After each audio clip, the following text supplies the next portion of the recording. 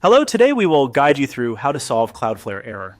To begin, open your Cloudflare dashboard and go to the Domains Overview page in your account. This is where you can see the list of domains connected to Cloudflare and access the settings for the website you want to troubleshoot. Once you are on the Overview page, look for the sample domain shown in your list and click on it to open that domain's management area. After the domain opens, move to the Security section. This area contains several protective features that can sometimes affect how your site behaves, especially if traffic is being filtered too aggressively. Inside Security, click on Settings to open the security configuration options for that domain. Now scroll down through the Settings page until you find Bot Fight Mode.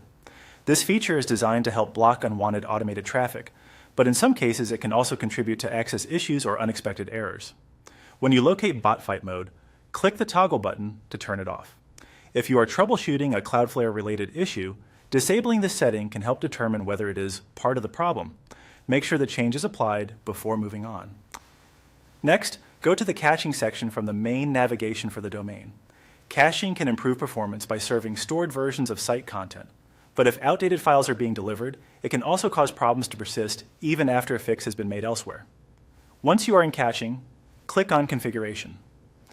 In the configuration area, find and select Purge Everything.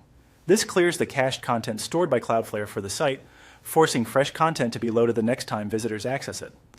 This step is especially helpful if the error is tied to stale files or old page data. After choosing Purge Everything, allow a moment for the cache clearing process to complete.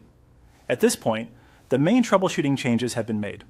Turning off Bot Fight Mode and clearing the Cloudflare cache can often resolve issues caused by overactive protection or outdated cached content. As a final tip, after completing these actions, revisit the site and test the page again to confirm whether the error has been resolved.